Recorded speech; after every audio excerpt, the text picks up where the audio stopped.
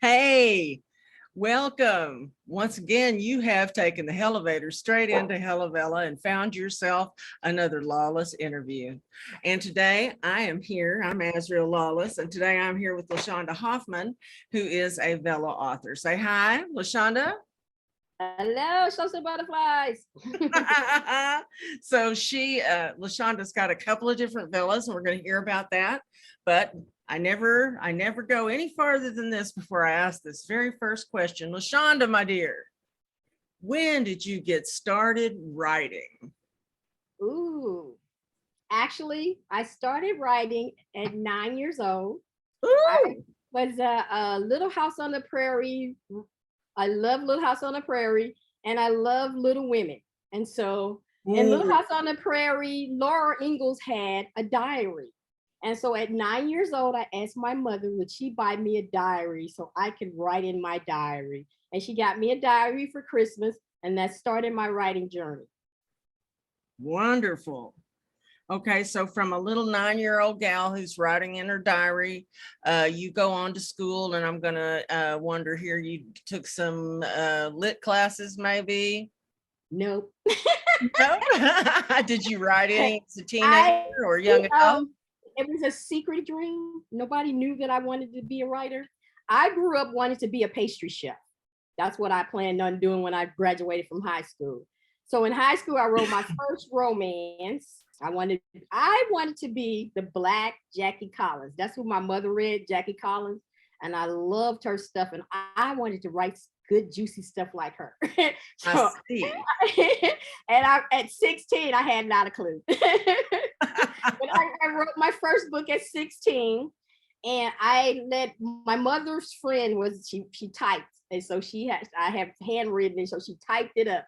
And she told my mother, how does she know all this stuff? She's only 16. What is your daughter doing over there? And all of it was imagination. I was imagination.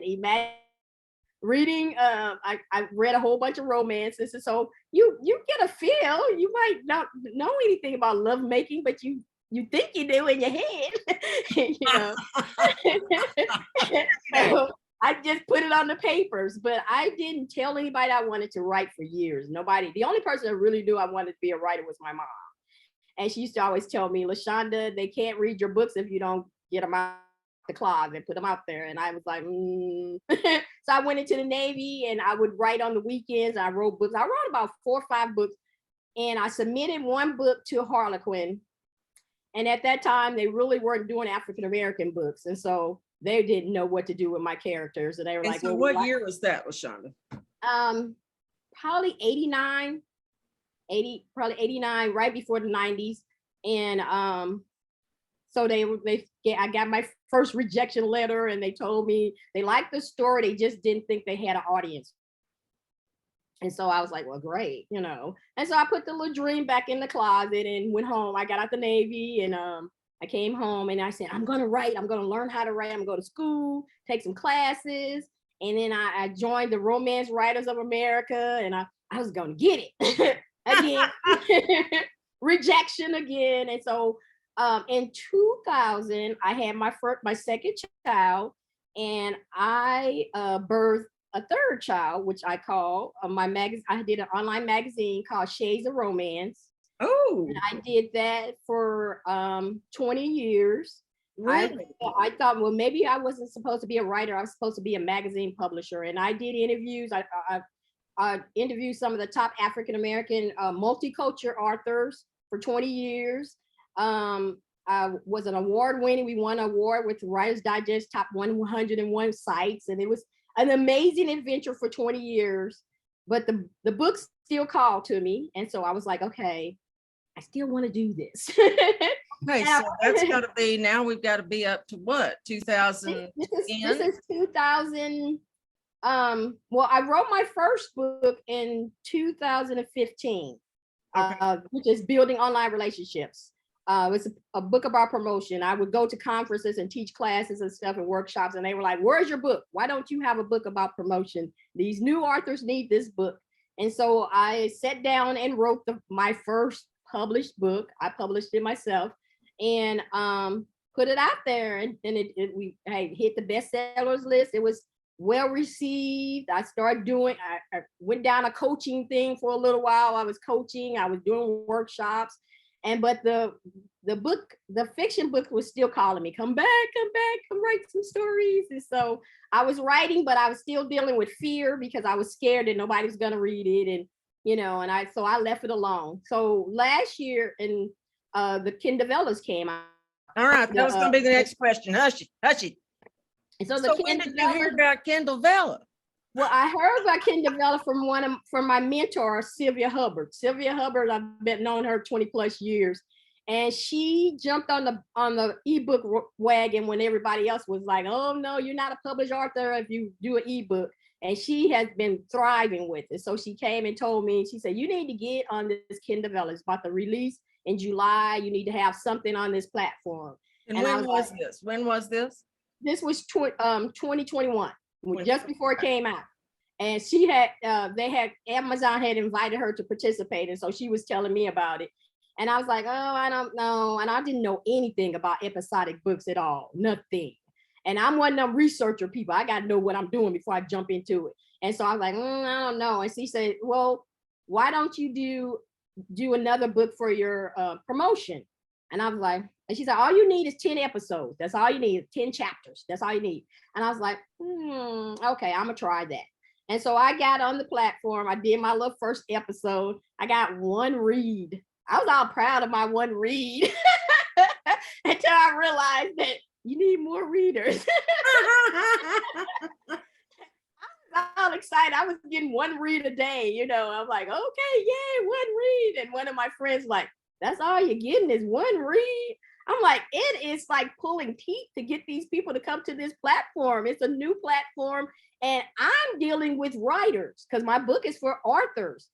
And the authors that I work with, they were like, I'm not going on there. I don't even want to deal with, I don't do episodic. I don't know episodic. And I was like, oh my God. So I had to go and have what I call myself a virtual tea with LaShaunda, which is you sit down and you go back and look at what are you doing? What do you need to do to get people to look at your stuff? And I realized that my audience was not going to come on that platform. I had to deal with the audience that was there, the people who were there. And so I said, well, how can I get in front of these Vella authors? Because they need my book. And I started joining groups, Vella groups. I was like, hey, I got this book. I'll go in there, ask questions. I ask them questions. Somebody would come and say, I don't know how to promote my book. I got you. Here you go. Go check out my book. So the first Vella that you published was the one about promoting your books, right? Mm-hmm. Mm-hmm. Okay. So, and did that include promoting Vella at that point? Or are you going to make those your last chapters? Because that's what you're learning right now. Well, I started with 10 episodes, and I'm currently on my 4th season. So I did 10 episodes a season. The third season is all about what I learned about Vella, because people kept asking me, what are you going to do one on Vella? And so I did one on Vella for the 3rd season, because, oh man, it taught me so much stuff. And so I had a lot of people ask me questions on different things, and I talk about, like today, somebody was talking about doing author notes, and I said, oh, I got a chapter on that. Go check it out. But I learned so much from, I've been teaching promotion for 20 plus years, but I tell people all the time, promotion changes daily. It's something new you're always learning. And Vella taught me that just because you think you know something doesn't mean you know something. And so it was hard, because it taught me that one of the things about Vella that a lot of new authors don't understand is that you have to build your audience. That's why the name of the book is Build Your Readership, because you don't come with a readership. Nobody does. No, you're zero. You start at zero and you build your way up to that. And I think a lot of people came on Vella thinking Amazon was going to bring them the readers. And that's not how Amazon works. It has never worked that way. If you publish a book, you still got to go out there and find the readers. It's worse because you got to go out there. You're not on the platform per se. You know, at least on this platform, when people come, they know that they're getting stories, they know they're getting fiction, or know you're getting nonfiction. When you go to Amazon, you can get everything, you know, books, toys, whatever. So you always got somewhere to, you know, and I think a lot of people miss that because they are so used to Amazon. They think Amazon is helping people. When I work with art, because I work with authors, and they will come to me and they go, I said, well, you put your book on Amazon? Yes, and Amazon's going to help me promote it. And I go, did they send you a message and tell you that? Well, no. And I say, you're assuming that? Oh, because Amazon is a platform. You bring the people to Amazon. Amazon has never brought the people to you. And a lot of people miss that when it comes to promotion because they are so busy thinking that Amazon is huge. It is huge. It has lots of readers, but they have to find you on the platform. Yeah. Amazon does not give you that. That's how come people do so many ads on there, because Amazon does show ads. It does show you books, but people pay for that. It's not free. It's not free. Yes, everybody knows that. Yeah, that's not free. They're not saying, oh, here's LaShaunda's book. Here you go get a whole bunch of them. No, unless LaShaunda paid for an ad to get in front of you. That's the only way it's going to work. So if you're doing your promotion organically, you got to bring those people to you. And that's what Vella really taught me a lot about that, because like we were talking off camera, that if you don't promote, you don't get any reads. Nobody, because they don't know you. They don't know you. And you got to keep, and if you think about how, I think last time I heard it said it's like 10,000 pieces of content on this platform. That's a lot that you're trying to compete with your little bit of your book. Right. You know, I'm trying to get you to read my book. You're trying to write your book. You ain't reading my book. You're like, I got to squeeze you as tight as I can to get you to go, hey, I need that book. I need to go see what she's talking about. Boom, then they'll come. Fiction is totally different from nonfiction. When I got on here, they told me, a lady told me I would never read a nonfiction book as an episodic book.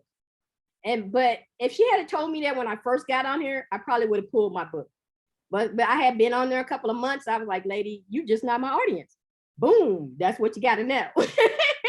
And I was like, she's not my audience. I'm not worried about you reading my book because you're not my audience. So, okay. But what I found was nonfiction works great for episodic because it's just short little things. Episodic is all about, give me a little goodie. And as I told my friend today, you just want a treat. You want, a treat. You want one piece of cake. You don't want 3 or 4 pieces of cake. You just want one little piece.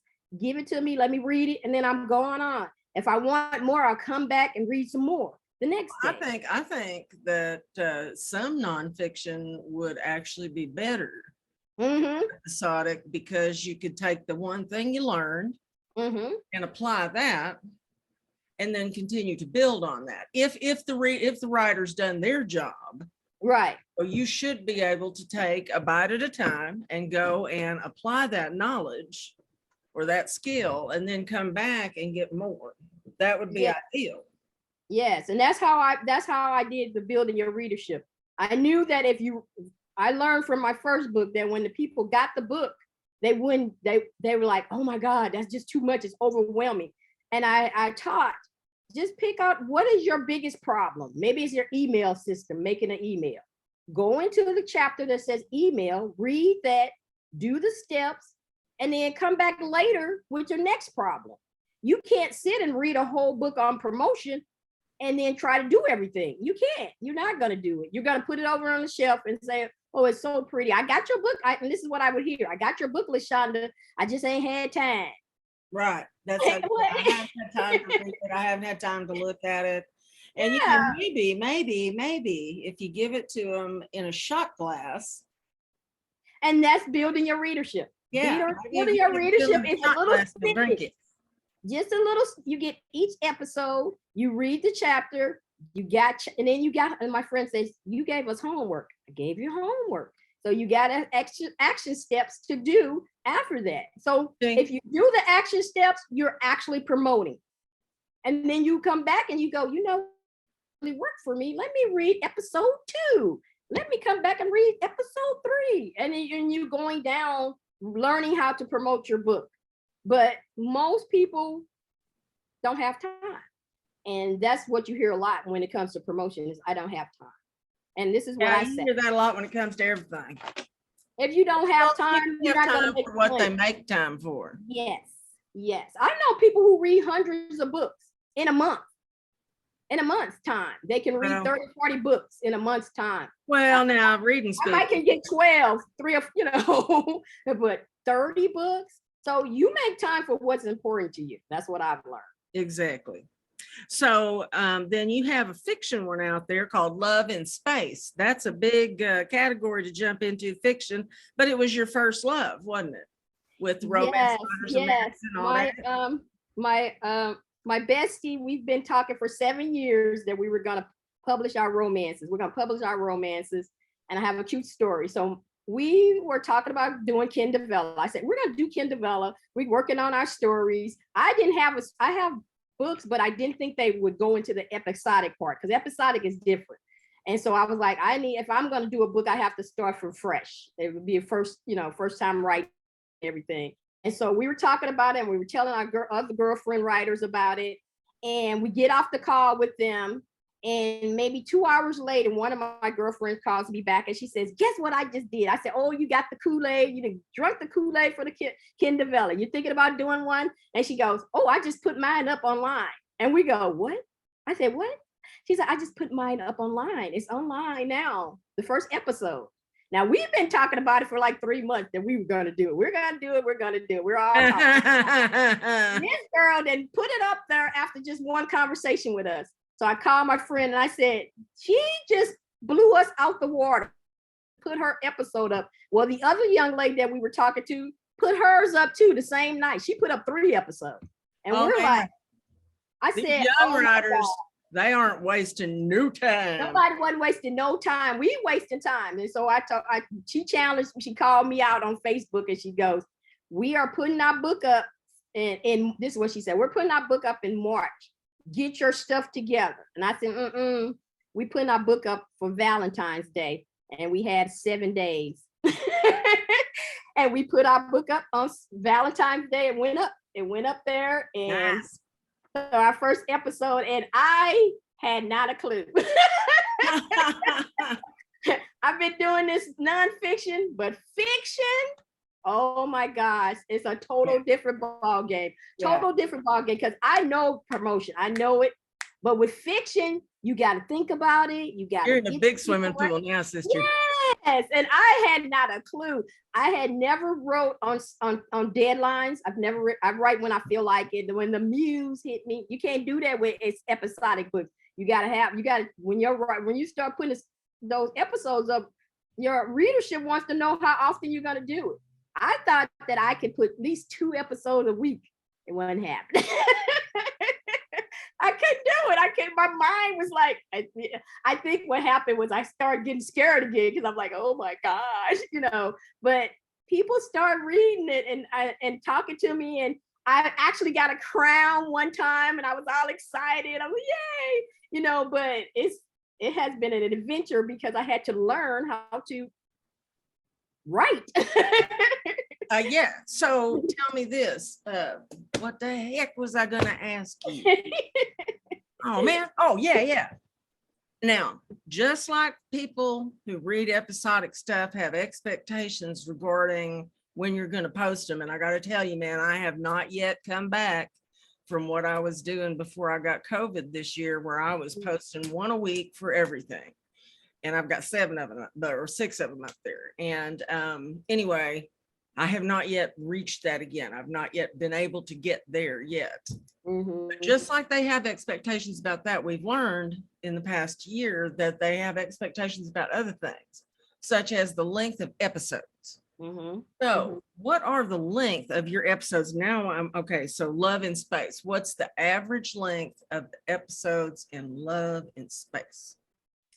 At the most 1,500 words. Oh, I see. And at the least, I am also, one of the things that I like when I get on something is I want to go see who else is on there, what they're doing. We're going to talk about that later. But I learned that I didn't like long episodes. 40 tokens, too much. too much. Right. I read on my lunch break. So anything that was under 2,500, perfect. And so when I started writing, I realized that most of the things about episodic books is that with a real book, with a print book, it's more fluff. You got more fluff in it. Episodic, they want all the stuff right now. They don't want all that description. They don't want all that. And so you do a little more tighter writing, I think, with episodics than you do with regular books. And so I found that when I was trying to make the books longer, make the episode longer, it really wasn't going with the story. You know, it was just because I just wanted more words on it. And so I had to learn not to do that. I'm not right. Shortest episode. My shortest episode probably was 900 words. Okay, so it fluctuates between. Yeah, mine fluctuates. I don't hit 15 all the time. So I have short episodes, because that's what I like. And yeah. So you ain't gonna get any kind of argument out of me. Yeah, I don't know which ones of these interviews you've watched, but by God, I did the same thing you did. I was reading, and I was like, is this thing ever going to end? Right. And it's not even 2,500 words. And I'm like, oh my God, I have a whole story built around 2,500 word episodes, and that's just too damn long. It's too long because you don't get to mark it. And I read at night. So if I'm reading your story and I can't mark where I ended it, then I have you come back later to read and you can't find where you ended it. So that's why I like shorter ones, because I can finish it and then go to sleep. I can't, and when I'm stuck, you put a bookmark there and you can come back. You can't until they put that in there. It's no way to bookmark where you ended it. So that's what I don't like about it. Right. Well, for me, 1,500 is about perfect. 900, I'm wanting a little more. I'm thinking, man, I got a little bit ripped off. And I say that, and girl, I have a lit RPG where the average episode size is between 800 and 1,200 words. And then I have another one where the average episode size, I try to stay between 15 and 1,750. Okay. And then I've got one where it's 25, and then another one where it's right about 2,000. And I do try to keep them consistent, because I do think that people start thinking, well, I need to spend, every time I go and read a LaShaunda story, I'm going to spend 15 tokens. I don't think you have to hit it exactly, but I think you have to get close. Yeah, I think I had one that went up to 20, and then I didn't feel, I was like, I haven't done a 20 in a long time, but that's where the story ended. I had to end it. Sometimes you have to. Sometimes you have to end it where the story ends, and so that's where it ended. Yeah. So but they read it, so I was like, okay, that's fine. I know with the nonfiction is like that. I try to stay under 1,500 with the nonfiction, because I don't want to you're learning something. I don't want to overwhelm you where you're at the point where this is too much. I can't. So that was the next question I was going to ask is the nonfiction also about 1,500 words? I try to keep it under 1,500. I think you found the sweet spot. I really. Yeah, and that's one of the things that I learned, was that you have to find your spot, because I can tell you this, but that might, like I said, sometimes the story doesn't go. Maybe your story goes to 3,000 words, and doesn't make any damn difference. It's not what we want. It's what the person reading the thing wants, and that's important. Very important. Not only wants but expects, because there are also, the audience that Amazon is hoping that we will go out there and find is the audience that's reading Radish and reading some of these other serial platforms. And girl, they rarely go over 1,000 words. Oh wow! Okay. Yeah, okay. They're just bam, bam, bam, bam, bam. But you're spending more. You're spending more tokens. You go in there. One of the lessons I learned was that if the story is good, you don't care. You just hitting that button. Let me get some more. Let me get some more. I know. If you can find that reader, that's great. But most of the time, you don't. Younger readers are that way because they're used to microtransactions. They're accustomed to that, but your older readers are like, now, for $10.95 per month, I can have Kindle Unlimited, and I can read 75 books a month. I don't do anything else. I read books. That's all I do. And of course, and I do it for $10.95. Well, for that matter, And you are so right, because that is what I heard when I did my book. I was telling my writing bestie, I said I put two hurdles in front of me. I said, one, I got on this platform with my first book. And then second, it's a romance, but it's science fiction. And so people who read romance usually don't venture into other things very well. They don't like to. And when I said science fiction, I'm like, oh, I don't want to hear any techie stuff. And I say it's not techie. I just had to say science fiction because it's an alien in the story, And so it's when you put too many obstacles in front of somebody, they're not going to try, And so it's really hard to get people to get past that. Why do I got to go to this platform to read it? Why can't you just send it to my email? Or why can't you send it to my Kindle? Why do I have to pay for tokens? And then, you spending like 10 minutes trying to explain the process. And then they come back and say, no. And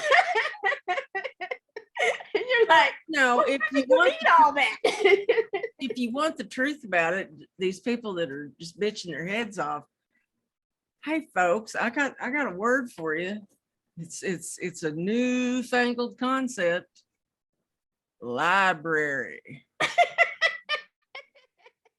Where you can get absolutely any kind of ebook, any kind of audio book, any kind of anything that you could possibly ever want, all for just the trouble of going and signing up for a library card. They won't do it. So they won't, and insulted when you say go to the library, but they had this pattern where people were taking books and then returning them and getting the money back. So I'm like, you might well go to the library. That's what you're doing. I like to go to the library at that point. Yeah, because at least with the library, the authors are getting paid for their stuff. You returning the book, you're gypping the author twice because you returned it, and they have to pay fees because you returned it. But right. I didn't realize that you pay a transaction fee. Yeah, you pay, so they get paid, you get gypped twice. I made a royalty, so you're taking my royalty back, and then I have to pay for you returning it. That's horrible. Right, for the weight of the file. Yeah, you're gypping the author twice, and I hope whoever's doing that, you hear this, because that's horrible. Yeah, well, they're probably not watching this. They're probably looking for some other way to get content. Simple as that. Anyway, so you got your couple Vellas. So you've already said that you've been out there reading like a fiend. So have you got any authors that you would like to give a shout out to? Vella authors only, please. Yes, ma'am. Let me get my little Vella ready so I can make sure I'm saying the name of the stuff. So one book that I'm gonna shout out my bestie. Her name is Paulette Nunlee. But Paulette came on with me, and she's had an amazing adventure on this platform. Her book is called Magic Hands, Sistahs in Medicine. And Paulette was the first of our group to get her first crown. She got a crown on the Vella, and she stayed up in the top 250 for a long time. I think she's still there. And I've been on the top 250 twice, but I don't have the readership to keep me there. So I got to get these readers. But she had the readership to keep her there. And she just completed her book last month. And so she's working on season 2, will be coming out in mid-September. But her book is fantastic. I love it. I love reading it. And one of my friends, another friend that I have is Sharon Blount. She just came on Kindle Vella. She just completed her book. Her book is called Chocolate Kisses. And it's so funny. If you want a funny romance, that is the book to try. That is the book to try. Another lady that I'm reading, her name is Taisha DeMay. Her book is Texas Strong, and that's a interracial romance, and it's really good too. It's about a cowboy. If you like cowboys, it's a good cowboy story. I have to plug the one book that keeps me up sometimes. It's called Consequences. by Ancelli R. And woo, it's hot, hot, hot romance. If you like hot romance. I'm just starting this new book called Lady T's Place, and it's by Michelle Dotson, and she's a new to Kindle Vella, so she's new. Wait a minute, I'm getting lost. Okay, so Taisha DeMay wrote Texas Strong. Mm-hmm. Who wrote Consequences? Consequences is Ancelli, and her name is spelled Ancelle, Ancelli. I'm trying to find the other person so I can get people. Oh, my Kindle, as you can see, my Kindle Vella is. Woo! Hold on. This your last one. You get 5. Oh, who's the other one? I can't find her book to tell you about it. Oh, Madam Knox. That's the name of it. This is a science fiction book. Madam Knox, Second Street B. Second Street, what? Second Street B, BEA. This is by Ro Brady, and it's kind of like the lady is a ghost. So that's all I'm gonna say. It's interesting though. It's been really good. So okay. All right. So we've got Paulette Nunlee, Magic Hands, Sharon Blount, Chocolate Kisses, Taisha DeMay, Texas Strong, Ancelli, Consequences, Madam Ro Brady with Madam Knox. Good stuff. All right.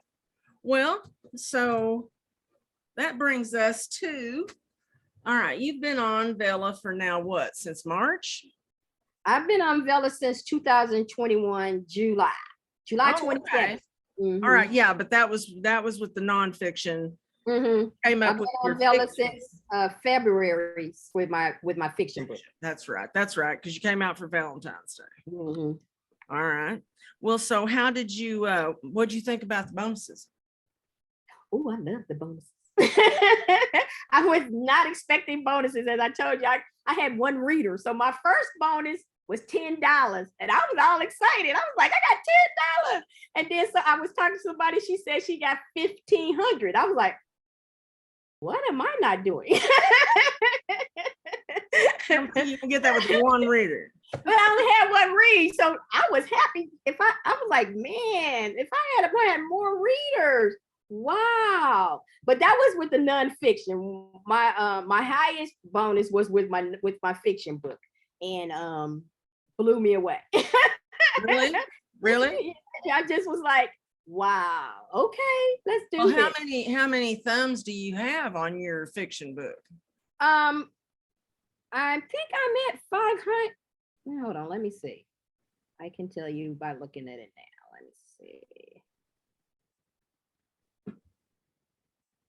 I'm at 500. Yeah, I just hit the 500 mark on my fiction. I have 21 episodes and I'm at 503 right now. Okay, so you were pretty pleased with that bonus. That's good. I was very pleased because like I said, the first book, I learned so much with it, but I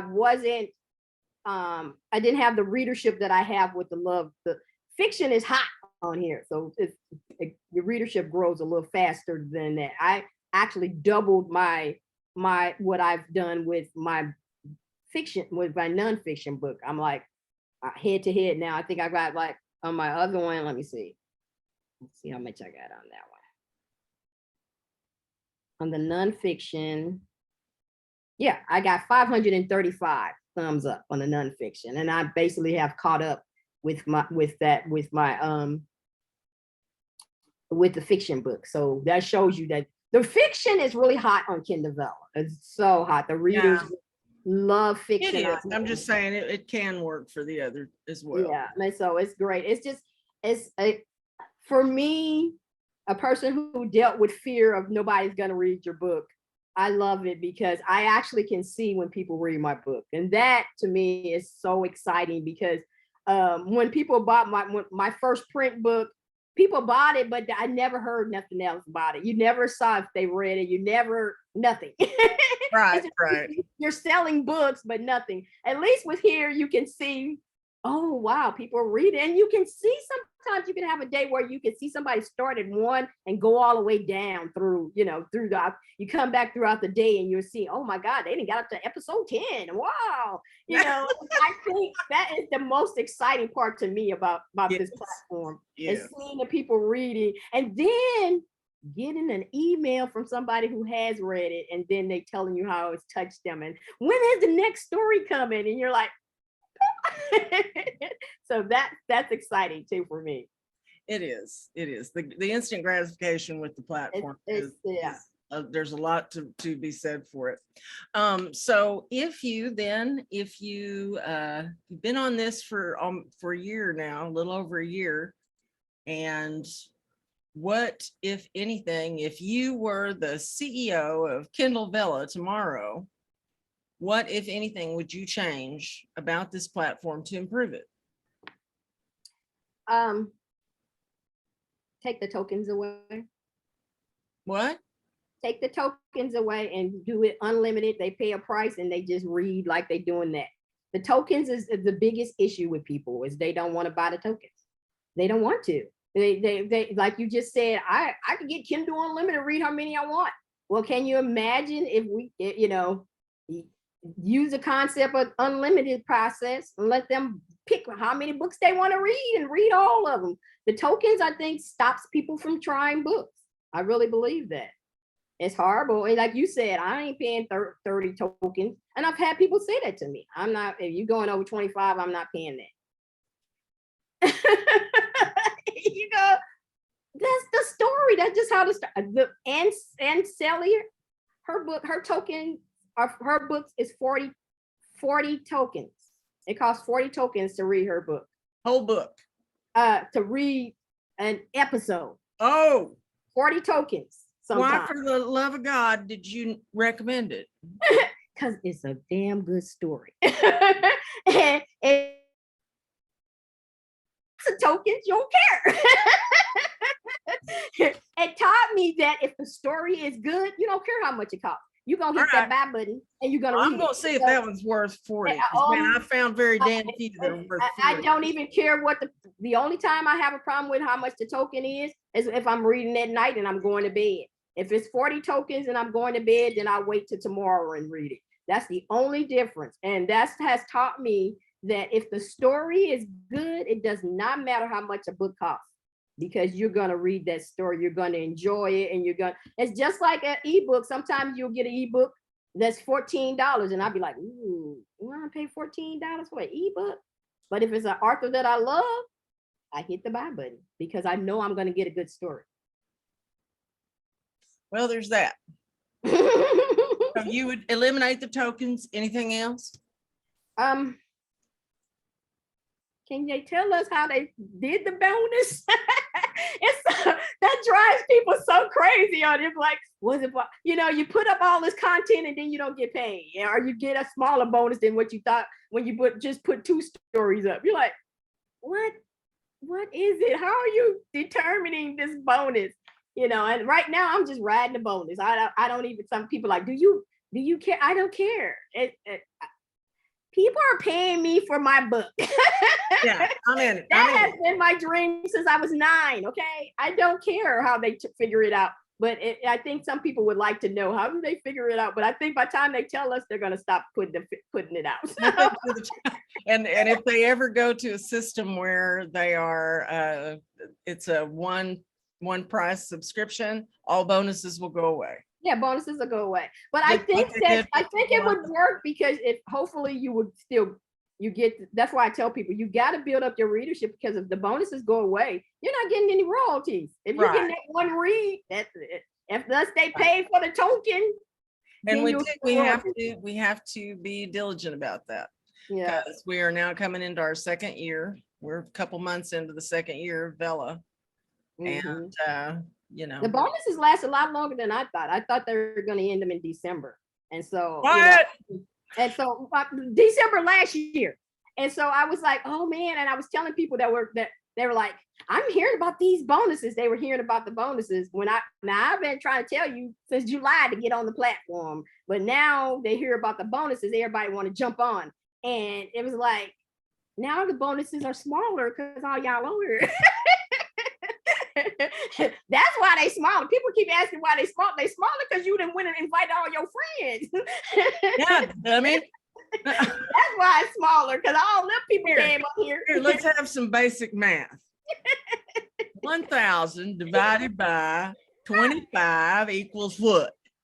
Okay, now 1,000 divided by 1,500 equals Right. what? Right, get your $5. So yeah, so stop asking people to come on here. Tell them to go buy some books. Yeah. We'll tell them like we do, tell them to come to the Pacific Northwest. When's the best time to visit the Pacific Northwest? Well, depends who's asking. If I don't want to darken my door again, I'll tell them come in April. They'll want to cut their wrists before they can get out of here. It's great. Rain. It'll never stop raining. Anyway. Yep. Anyway. I tell people about the good stuff because they be coming trying to get all of it. That's right. So LaShaunda, we've come to the end of our interview. I've heard from the head of Vella, LaShaunda. I've heard from LaShaunda the reader. I have heard from LaShaunda the writer.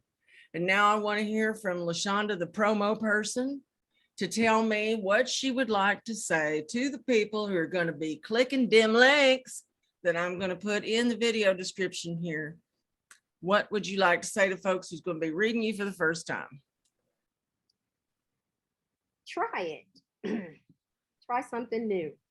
If you've never read a science fiction romance, try it. This is my first doing science fiction. I am a Star Trek person, but I never thought I'd write a science fiction book. So check it out. See if it's something that you want. If what you're made an you do it? Huh? What made me do it? Actually, I've written middle grade books. It's science. I've written middle grade science fiction books. I have a series. And I was talking about I was like, why would the parents go to this planet? And so that's what the book is about. The parents deciding to go to a new planet to live. And so I said, I'm going to do the adult version and see what it was. And believe me, I had no clue. But it's been fun learning, trying to do things, because it's set in the year 3500. So everything is open. You can decide whatever you want, but it's converting 2022 to 3500. And that has been the adventure, because when I first did the first episode, I had an envelope, and my thank God for an editor. She goes, do you really think they would use an envelope in the year 3500? And I went, oh my God, I'm writing in 2022, and I need to be writing in 3500. These envelopes in 2022. Yeah, that's what she said. I don't even use envelopes anymore. And I was like, oh my gosh. So that has been an adventure, going deep into the science part of it and learning that way. But definitely check out something new. If you are an author and you do not have a readership, building your readership starts you on your way. Do not skimp on your readership. So many authors have 10 to 20 books and they don't have a readership. And I work with them and they come and tell me nobody's buying my book. And my first question to them always is, do you have an email list? If you don't have an email list, get off this video and go build your email list, because you don't want to start introducing your book to readers and you have no way to capture them back. Once they buy the book, they can go on about their business, and then they're going to go find somebody else. You have no way of getting in front of them. So that's what this book is about, teaching you how to get back in front of your readers and building that readership. So you go from one reader up to 5 readers, up to thousands of readers. But you have to start first. Your readers don't come in bunches. They come one at a time. Yeah. And this platform teaches you that. You get that one read for the day, I'd be like, yes. Versus the zeros. You don't want to be a zeros. You want hundreds of readers. That's my goal. My goal is to have a 100 reader day. I've had a 70 reader day, but I haven't reached that 100 yet. And when I get to that 100, I'm probably going to cry, because I know how hard I worked to get to that point. Oh, yeah. Well, all right, LaShaunda, this has been fun. I've enjoyed getting to know you, and the links will be in the video description as they always are, as will the shout outs. And I wish you the very best of luck out there in Vella land. But thank you. Thank you so much for this opportunity. And it was a pleasure to meet you. And you do great interviews. So thank you. I really enjoyed having you. This has been a kick. Bye, everybody. We'll see you on the next one.